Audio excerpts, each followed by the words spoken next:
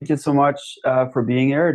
This talk is about the paper is about both the Netherlands and the US, but I'll mainly be talking about the American data here. Even though we're in the Europe Center, it's still the Europe Center in the US. But if you're more interested in the Dutch context, it's also somewhere in the appendix. So essentially, this paper is starting off with the observation that a lot of working class voters are not just in the US, also in Europe, are moving to the right. And one of the biggest examples of that was obviously the last presidential election in the US, where effectively what you see is that Trump in 2024 had a majority both among lower educated and among lower income voters, which is clearly a space that used to be dominated by the Democrats, right? And these are trends that are not just happening in the US. This is clearly something that is happening in Europe as well. So there were some existing explanations for these patterns out there that I briefly want to touch upon before I lay out my arguments. One of the most common explanations here is that it has something to do with the increased importance of what we call identity, or some people like to call it second dimensional concerns. Essentially, the idea that as economics becomes less important to these voters, and they start caring about other things, like whether it's immigration or transgender rights, things like that, if these processes, these other political topics become more important, that drives them to vote for the radical right. Then there are explanations that sort of focus, nonetheless, add sort of like an economic dimension to this. And that story, boiling it down very much, would go something along the lines of a lot of working class voters are, facing the downside of globalization, or their economic community, their local community is depriving. And because of these processes, that is why they get so angry about immigration, and therefore they vote for the radical right? So in a lot of, or at least the most prominent existing explanations, one of the key stories is that topics like immigration are so important in politics right now. And I'm not going to say this is wrong. I'm just going to say there is clearly some other process going on. And essentially, to show this, I want to start off with measuring what actually matters to working class voters. And I'll show you an example of how I do this in the US. It's relatively simple. On a list of 10 issues, this was ran in September 2024. So on a list of 10 issues that were relevant around that time in politics, people have to indicate what their own position is. Should abortion be legal or not? Should government play a smaller role or a larger role in healthcare? And then after they've given their position, I ask them to rank how important these topics are to them personally. The reason the ranking is nice is that it sort of forces people to trade off what they really do find important, right? And there's sort of the example I would usually give why ranking is nice is that if you don't do so, then in Europe, you could end up with a green voter that is saying, yes, of course, I find raising the minimum wage really important. And I also find fighting climate change really important, right? But when push comes to shove, that green voter probably mainly wants to fight climate change because they live in a big city and have a cushiony job, and their income is very far removed from the minimum wage, right? So sort of with ranking, we get what's called cheap talk. We take cheap talk out of the equation, and we end up with probably a slightly better measure of what really matters to people. Yeah.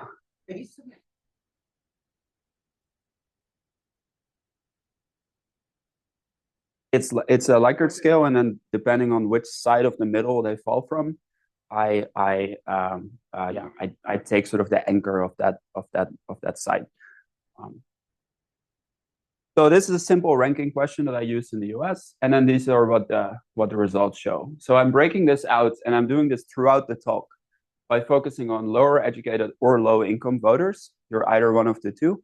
This is my sort of definition of working class, and there's a lot wrong with that definition. You can measure it in a whole bunch of other ways, but sort of this captures best that political moment I showed you earlier, that the Democrats have lost that group of voters.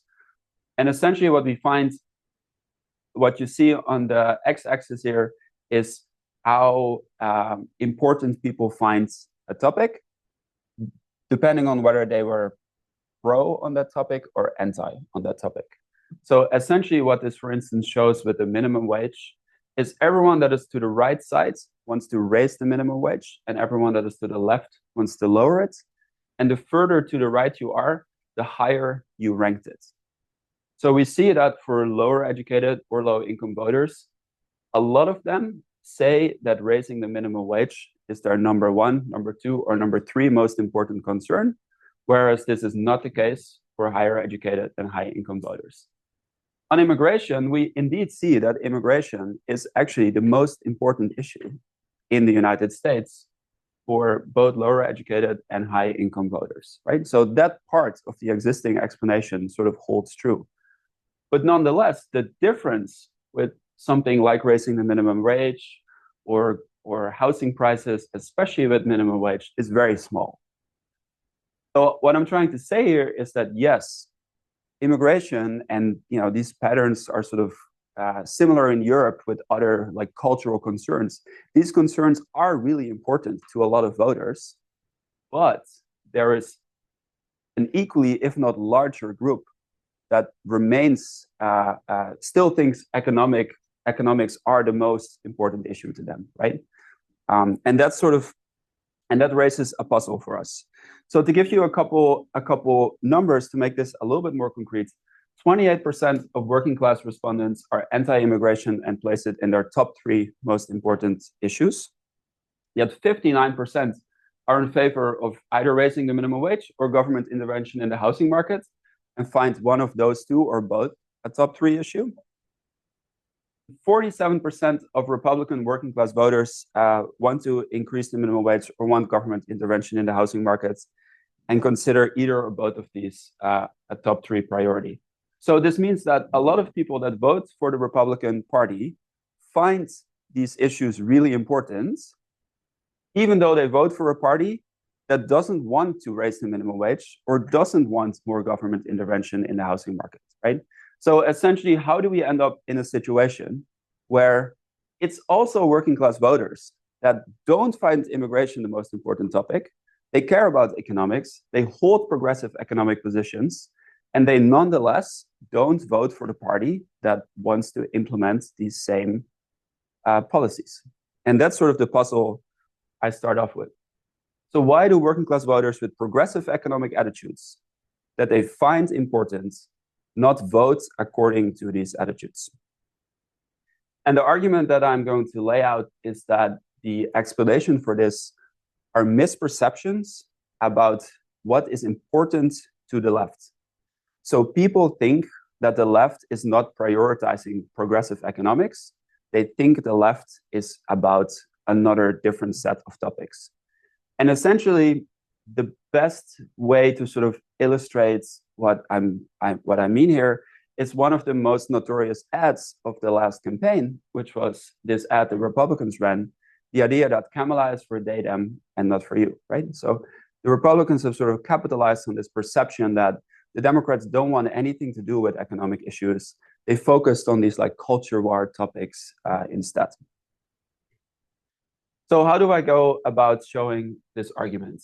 Well, the first thing I have to do is measuring if there are indeed these misperceptions about what is important to progressive left parties. So I'm focusing on the Democrats in the US and the Social Democrats in the Netherlands. Then I want to measure, do these misperceptions, people that misperceive how important these things are to these parties, does that correlate with voting behavior, right? And then I want to show causality. Is this correlation causal, or is it driven by some other factors? So essentially what I do is I have two samples, about 2,500 people per country. I oversample lower income and lower educated respondents. So all the results I will show you are among people that are either low income or lower educated or both. But if you want to, even deeper in the appendix are the results on the full population. So that will be there if you're interested in that.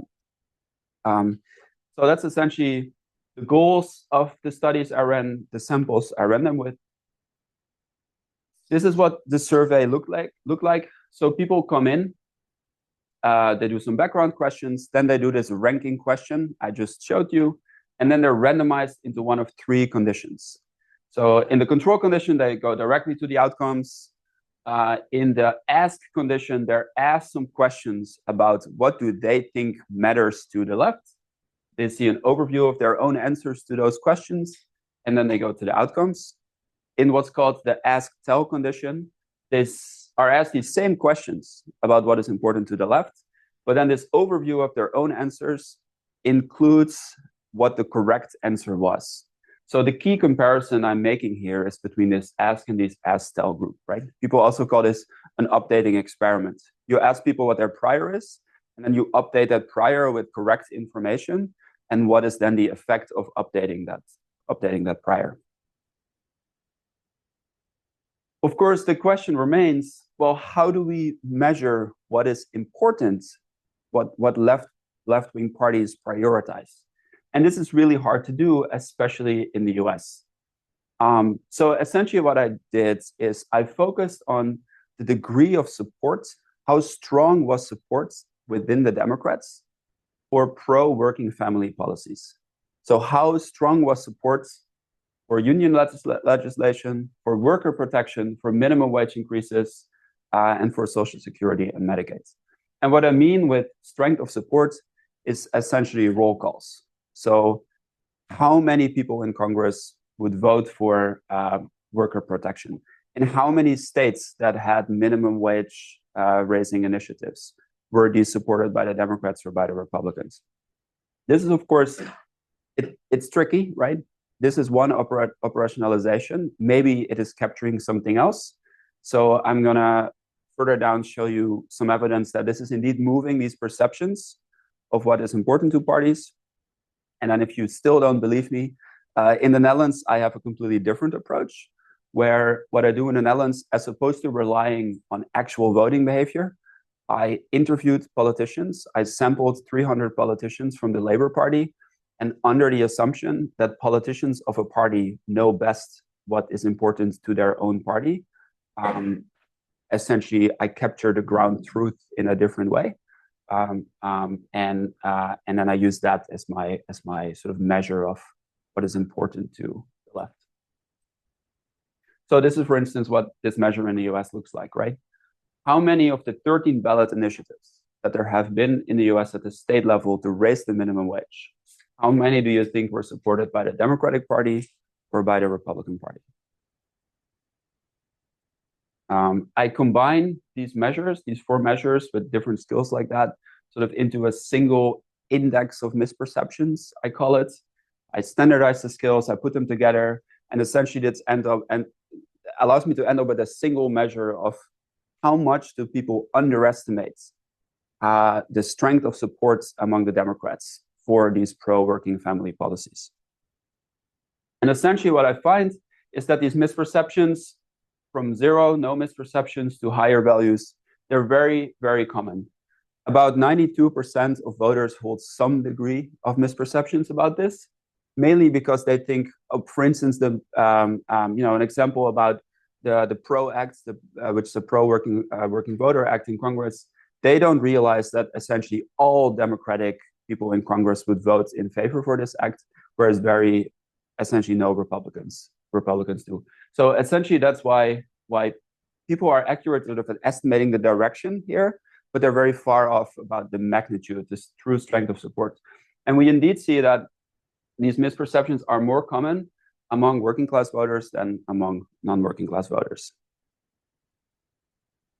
Bringing me to the next question, do these perceptions then correlate with voting behavior? So what I do here is on the y-axis, I show you, it's a question where I ask people, how likely are you to vote for the Democratic Party? And on the x-axis, I again have this like axis, this index of misperceptions. And I find a really strong correlation between these two values.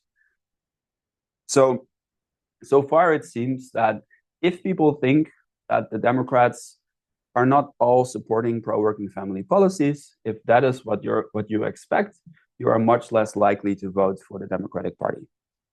But of course, I'm interested in figuring out if this relationship is a causal relationship or not. So what I do is I focus on this ask-tell survey experiment. So again, I compare the people that were asked the question, showed the overview of their own answers, with people that were asked the question, showed the overview of their own answers with the correct answer.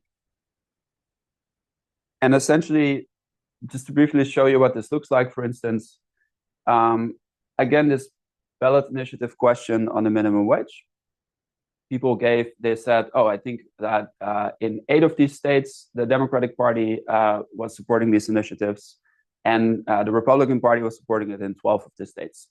And then instead, what they see in the treatment condition is that they see the actual answer, where it's like, well, actually, 13 of the ballot initiatives were supported by the Democrats, and only 1 of them was supported by Republicans, right? So this is the treatment condition, and in the ask-only condition, you have a very similar box minus this answer.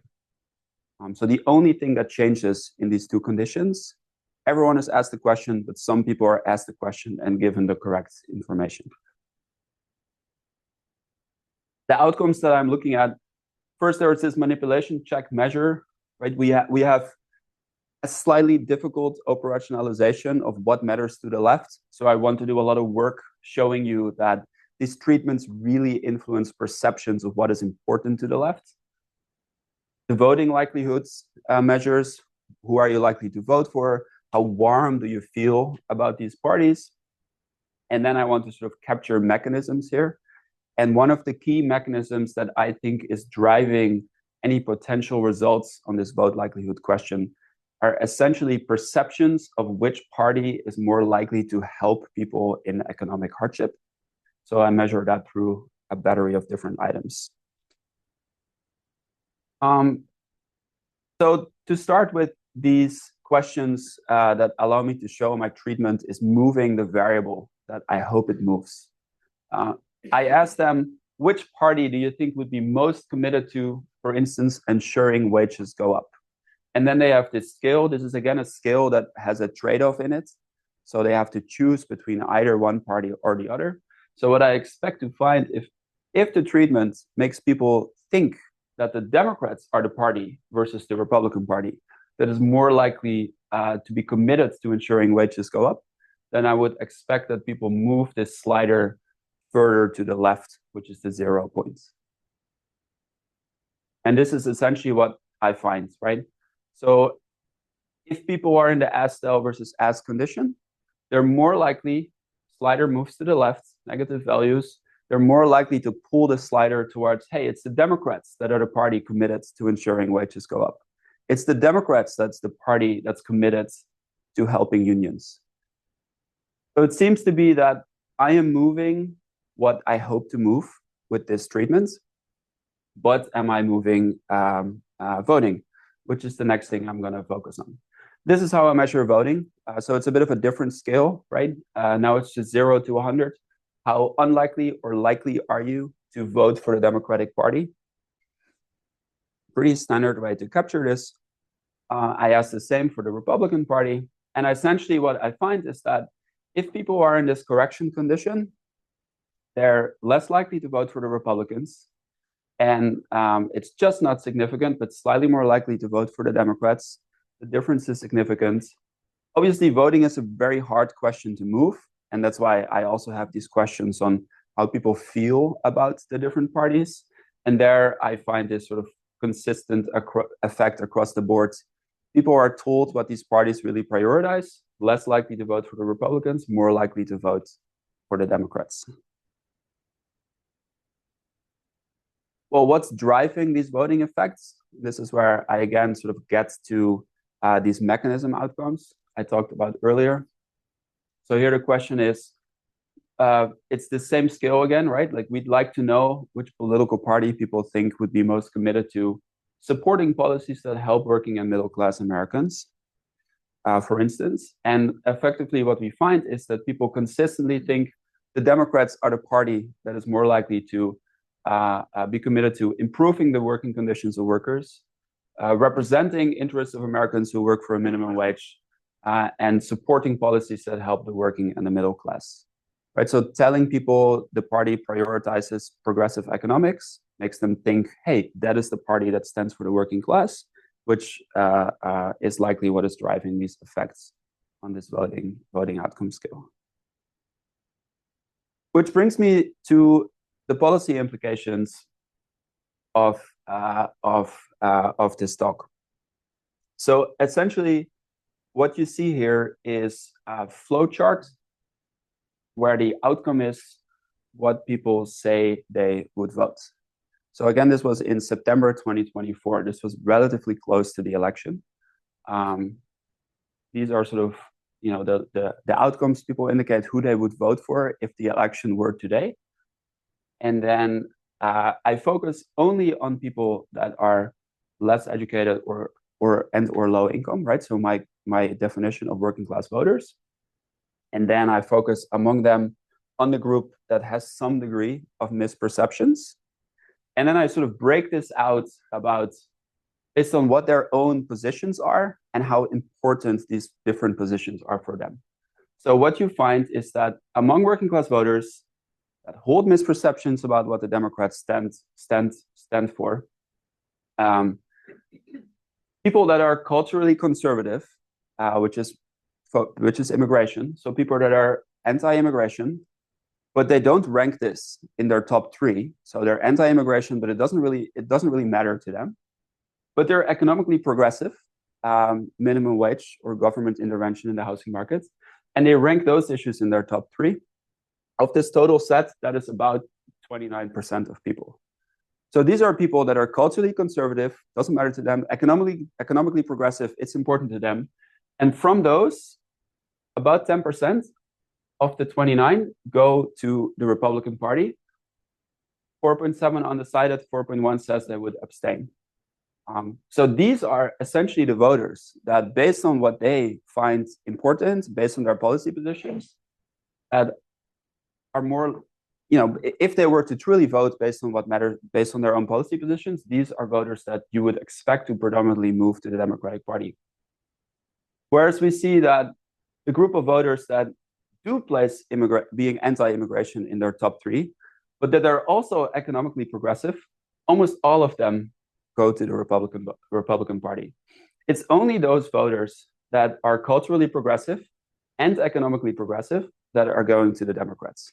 So essentially what is going on is that the Republican Party has managed to attract a lot of voters that are prioritizing economically progressive positions, even though the Republican Party itself, of course, is not an economically progressive party at all. And so thinking about the policy implications, again, it's really this group of voters that, based on this combination of what matters to them and what their positions are, that sort of belong to the Democrats.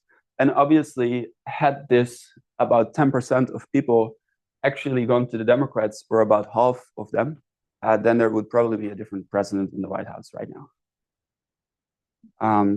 So the conclusions are misperceptions about how important economic issues are to the left are very much widespread, and they strongly influence voting behavior among working class voters. These misperceptions can be corrected, and doing so seems to persuade voters to go to the other party. A key open question are what the potential origins of these misperceptions are. And I got a little bit of time, so I actually will briefly talk about that. So to briefly touch upon the origin of the misperceptions, there are many potential causes here, right? And one cause that I focus on, bringing it back to sort of this political ads, is how the Republican Party might have been, in the right in general, right, also in Europe, has been capitalizing on this perception of the Democratic Party as a party that focuses on quote-unquote woke issues. So essentially what I do is, for these 3 different TV stations, I measure if a Republican politician or a Democratic politician is on TV. This is based on face recognition. What are the words that are being discussed? And essentially, the words I'm focusing on are words that would be associated with quote unquote woke issues, right? So Kamala Harris is on TV and the presenter is talking about transgender rights, or the presenter is talking about George Floyd or Black Lives Matter or defund the police. So how often are key figures of both parties on TV when these words associated with the culture wars are mentioned by sort of in voice? And essentially what you see is that on Fox News, the last couple of years, it has absolutely skyrocketed how often they mention Democratic politicians in relation to these culture war words. So again, many potential origins of these misperceptions, but one potential origin could be that the right has really tried to frame the left as the party that focuses on, as the party in the US or group of parties in Europe that is focusing on culture war issues. All right, that's it.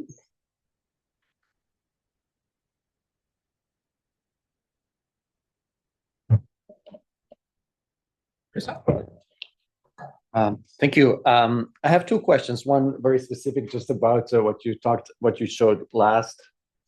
These graphs. Could one conclusion also from this be that the party that is in power, that has the presidency, is usually talking more about, or presented on these channels more as talking about identity issues than the party that is not in power? And then a more broader question. You talked about what can be done about this. So what can the Democratic Party do about this? I mean, based on your research, because in the end, I would say, okay, even if the Democratic Party is represented by Fox News and so on, they cannot control Fox News. So what can they actually do to change that misperception? Really good question. On the first part, right? You see in the graphs in general who is in office, right? So you see that. So based on who is in office, you see that based on how often politicians from a given party are on television, which makes sense. Plus the fact that we have both MSNBC, left wing, CNN, Central station on there. The combination of these other data points, I think, means that this uptick is not just the fact that the Democrats were in office here, right?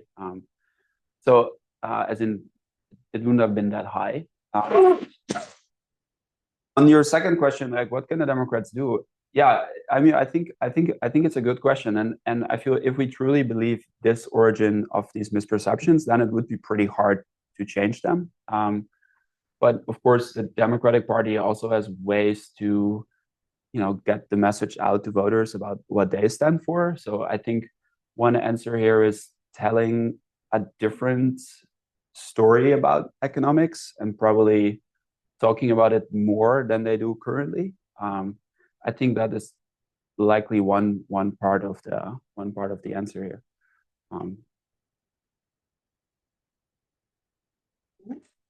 Thanks for the spot. I have a question about whether you measured voters' partisanship in your survey, because, being somewhat familiar with the American politics and elections literature, I wonder if this is a case of voters' perception of information driving their voting behavior, or is it a case of partisan affect driving both information and voting behavior, and whether we should view these as like true opinions or more kind of motivated reasoning opinions, and whether you can kind of differentiate this as high levels.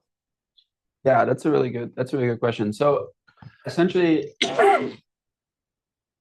one part of what you asked about is, what we would call projection, right? So do people think that this is what matters to the Democrats because, they don't like the Democrats and they project their own image of things they don't like on the Democrats, right?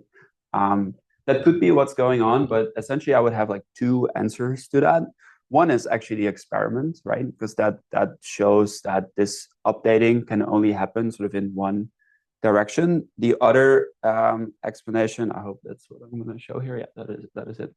So if you have these outcomes, the likelihood to vote Democrats, this index of misperception, this is just a regression where I throw a bunch of variables. So this is not a causal interpretation, but it's just a regression where I throw a bunch of variables in here. But one of the things that are in this model are I'm holding constant what people's own positions on these policies are, which means that I'm holding constant whether you yourself like progressive economics.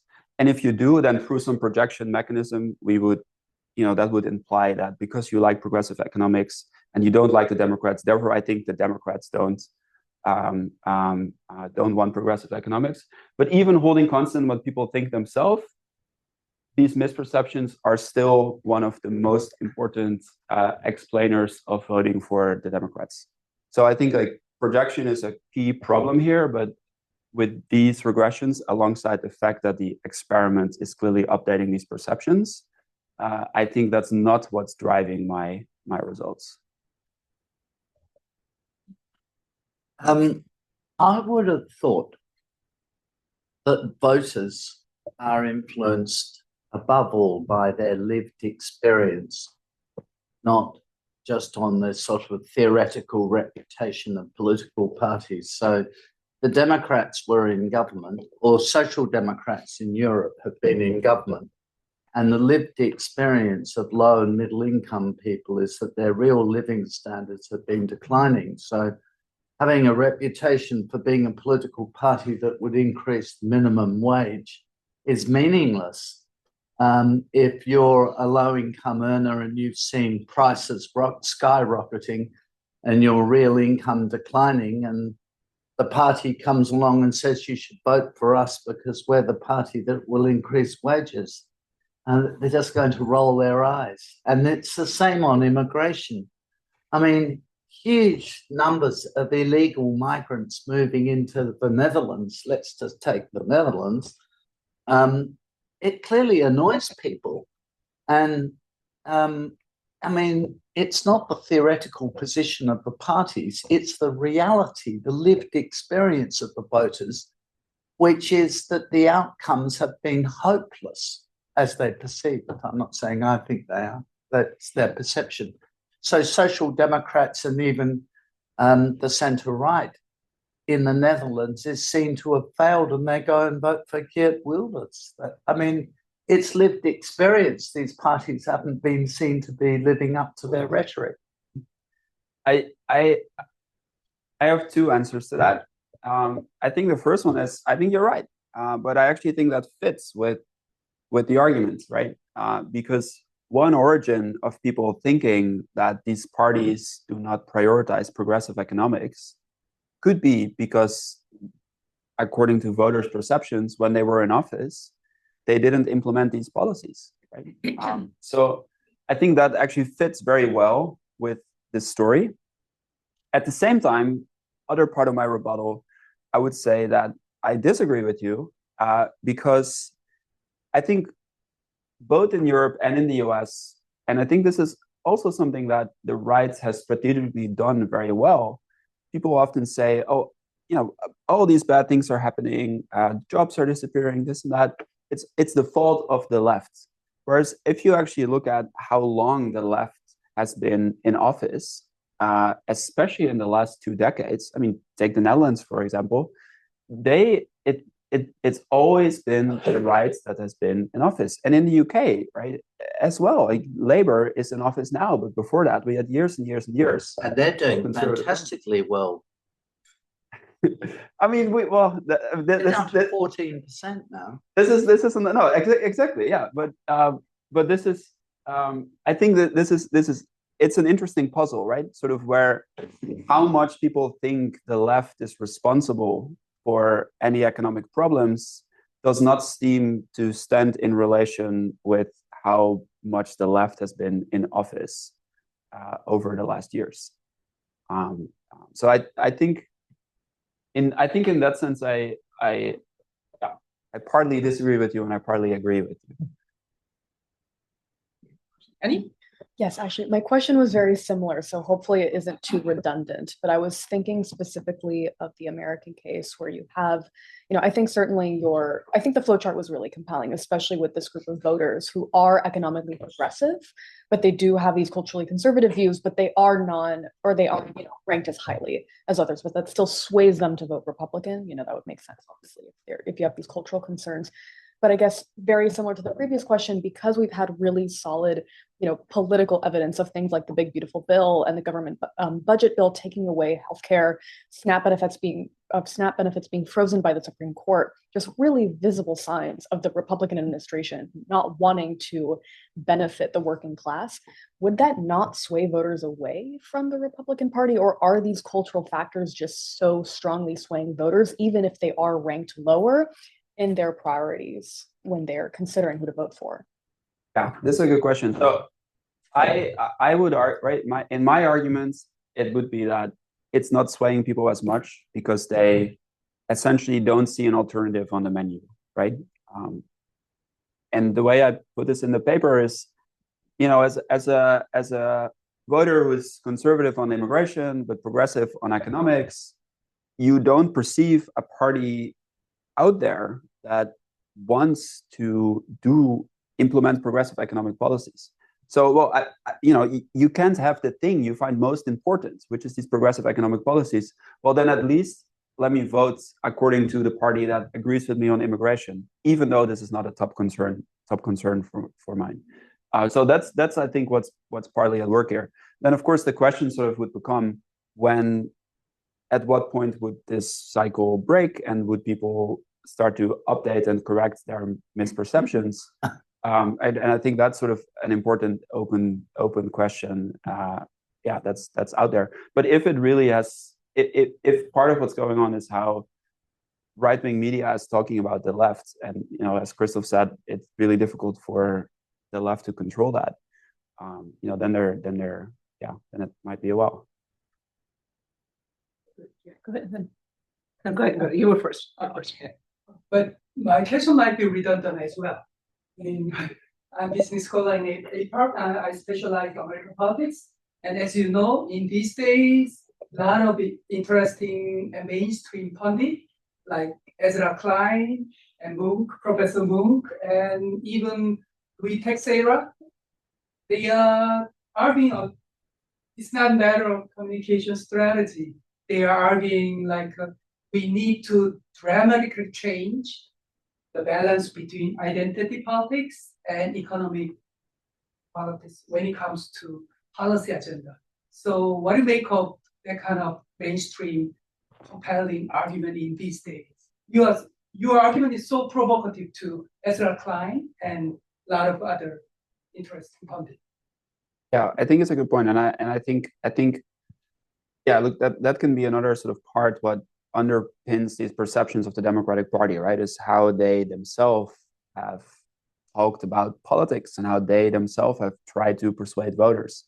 I think that's probably another key origin of where these perceptions come from.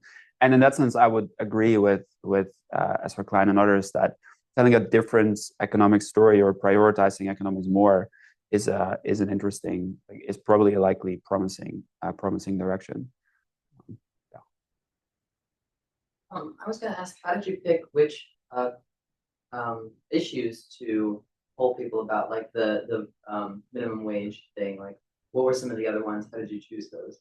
Yeah, so essentially the way I chose them was I looked at what around that time popped up in Gallup's most important issue set. I mean, I didn't do the exact same ranking because I sort of wanted a good spread of like some more cultural, some more economic concerns. I also didn't want the studies to differ too much between the Netherlands and the US. But essentially, what really drove the selection was essentially looking at what did people say mattered to them, which I used as a measure of what are likely important issues in politics. Yeah, I'm wondering to what degree you think this is a structural issue with parties or something that is fairly limited to the 2024 election. So part of the literature on the two-party system in the US is you have a group of partisans who are ideologically motivated by either side.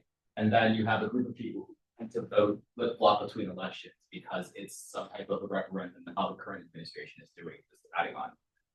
Sorry, I forgot your name, what they earlier said. So I was wondering if, like, in comparison with, say, 2016, 2020 experiments or surveys that look at similar things, do you see a change, or do you think this is something that's more structural to, say, the Democratic Party? And do you think like similar effects are likely to take hold against Donald Trump, say, in 2028, because it might be a referendum event on Trump and people moving with their feet on how they're altered?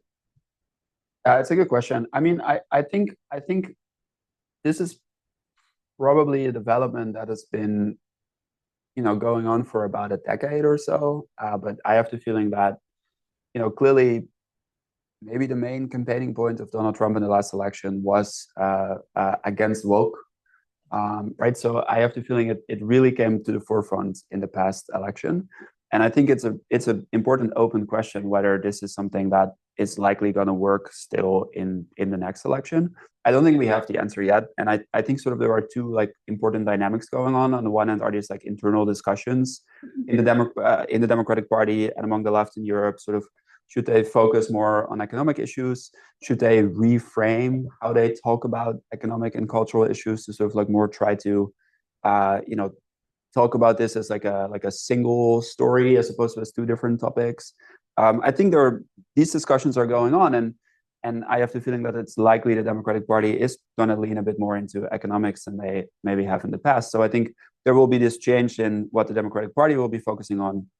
At the same time, clearly, it becomes harder and harder for people to not notice Trump's actual records on these economic policies. So yeah, long story short, I think that stems for some optimism about how people may perceive the left and how they may vote in an upcoming next election. But I mean, it's hard to say, right? Like it's just we don't know yet. So I'm going to insert myself because I can. I think it's interesting. There's an older literature like Neon and Reifler and others who basically say that corrections don't work, and in fact, people double down. So I guess my question to you would be, why did corrections work here, and is there any variation by issue, or did you just subject them to one index that didn't allow for that differentiation? That's a good question. I don't know variation by issue, so they essentially saw the correction for all the questions they answered. Like, why do I think it works here? I think it is probably a question of how credible the information is that they receive, and because the way I present this information, it's actual roll calls. It's real voting behavior. So there were links to sources that people could click on. So essentially, I think it meant that the information seemed credible to them. I think alongside that, like looking at this completely from a Bayesian framework, the other thing that is likely to matter is sort of how new the information is for them. And I also think that a lot of people don't really have a lot of contact with what legislators actually vote for.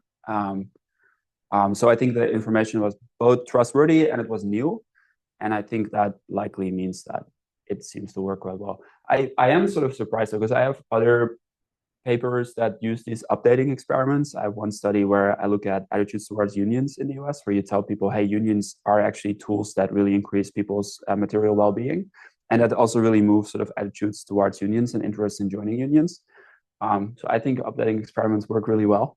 But yeah, that would be my prior. So then it gives me a follow-up question. You showed a slide that shows the difference between voting intentions and the thermostat, the party thermostats. Yeah. And it seems that there's actual movement on how people felt about Democrats, right? But not about their willingness to vote for them. So I'm sort of wondering how that's. It's fair. It's a good point. So I think this is just. I see this more as like a power issue than there is no movement, right? I mean, it's hard to say. We don't know, but the gap between the parties is definitely significant. It's pointing in the same direction. To me, this is more an artifact of the fact that it's a skill that is harder to move. And I think the fact that I managed to increase the difference between the parties by this much in a time where the election was sort of already going on, at least in the media cycle in September. I think that's actually quite a big effect. If you compare it to a lot of the other American politics literature. But, again, I am interpreting a p-value that is 0.12. So it's, I shouldn't do that. But that's why I said it doesn't look like it was. Sure. Okay. Other questions? Yes, go ahead. How did your own perceptions evolve from when you started this study and then actually got at the information, both in the U.S. and in Netherlands? What surprised you the most?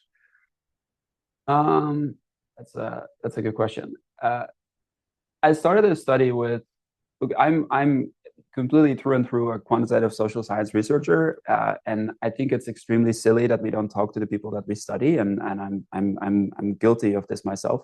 But I started this project doing some ethnographic research in the U.S. South, where I talked to a lot of working class voters, and especially working class voters that switched. So I essentially just started off as a project on understanding people that would switch from Trump to Biden, what underpins that. And through these conversations, the one thing that I really noticed was that people were saying that they didn't see the Democratic Party as the party that wanted to improve the economic situation that they were in. So that's why I decided to focus on that instead. That's the story about the start of the paper. And I think more towards the end, I think, I'm presenting this a couple of times, I think sort of these origins of these misperceptions are a really important question. And that, I think, relates very much to your question as well, right? Up to what degree is this just the track record of this party, right? Up to what degree is what we see going on is that people have for generations put faith into these parties, and then their economic situation completely deteriorated. Up to what degree is that what is going on? So those are sort of the sets of questions that I am now more interested in. I'm not sure that answered your question, but that was my journey. Yeah. Thank you so much. Fascinating topic. I myself was born in Iran, and I have experienced the changes that happened. The Islam came to Iran, Lebanon, Syria, all that region, and then I lived 20 years in Sweden and get master degree in international relations, and I was very interested in immigrant and immigration and society and the relationship between them. And 20 years I'm coming to these seminars, like 2-3 of them per day, and most of them are Democrat people who are speaking. And I feel that one thing that we forget, the reality gets lost between saying left and right. Without looking about the paradigm that started 55 years ago, that changed the structure of the society as we see the world that we are living. I give you example. I have a Swedish, I call it Swedish mother. It's a woman that is 90 years old. At 65 years ago, she got married with an Ethiopian guy in Sweden, that nobody has seen a black guy. Then she had a child. Everyone came to see her children because nobody has seen. And now she is voting for the most right one, while she has children that are black. Mm-hmm. And I see the structure because I follow Sweden. Could we? I want to say other people want to ask a question. The structure of Sweden society has changed from 40 years ago when I was there and to now. Don't you think that really, if we want to study the reality, should we go and look at the paradigm that started 55 years ago and see what happened with the vote and why people vote for Trump or for the right people? What we call it right. I don't call it right or racist or whatever that people call it. Don't you think that we should really go deep? I think just saying left and right. Yeah, I think with any survey study, whether it's mine or a different one, you always look at a single snapshot, right? And And I think that means that it can only provide you a part of a larger puzzle. And I think a larger, like, telling that larger, broader story, I think completely means that you need to take this sort of like longer perspective. And related to what I talked about, sort of perceptions of what parties stand for, and this relates back to the projection question as well, like perceptions of what parties stand for and partisanship are attitudes that are developing over longer periods of time. So I think this really ties into sort of like a larger story about how the right has talked about the left, how the left has talked about itself over the course of maybe a decade or longer. And so yeah, it is very much a talk about longer processes, even though I only have data for a very short snapshot. Other questions? You were talking about the way that people have kind of trust in the sources and the communication of what they're being told. You mentioned, right, how the three major networks, obviously one of it's outsized matching these kind of cultural issues versus economy with one of the parties over the other. And yet at the same time, in your work, in your study, people are finding what you're saying trustworthy and that's moving a needle. And so I'm curious, people often think like, how should folks change the communication? But also, how do you get folks to trust the communication and the data that you're sharing? You shared that you included kind of different links and along with what you shared, but how do you get folks to believe what the message is?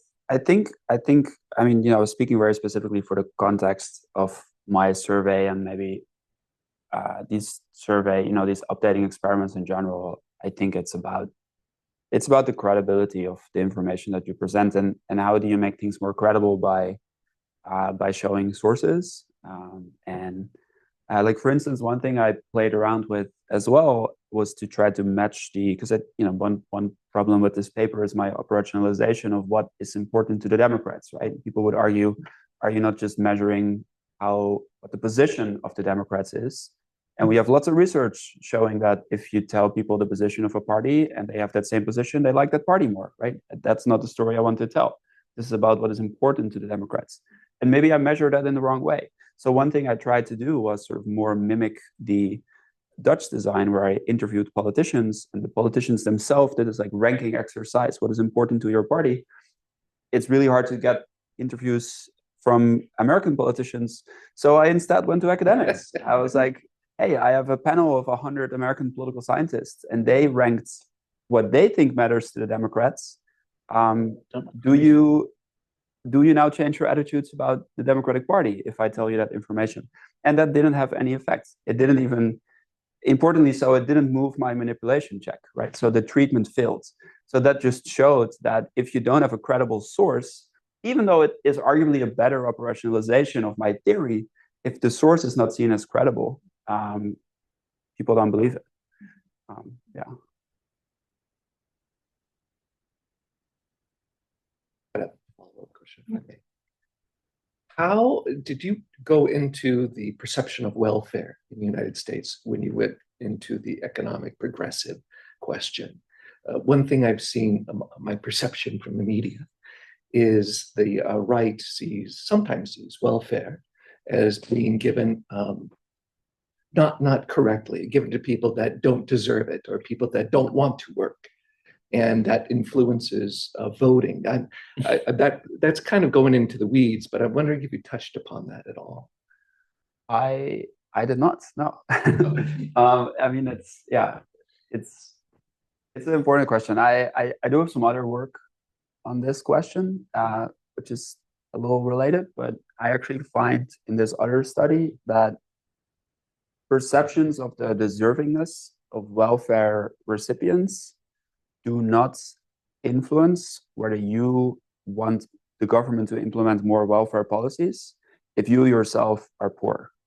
So, like if you struggle to pay the bills and feed your family, you just want the government to help you, even though you think that other people that may get these benefits are not deserving.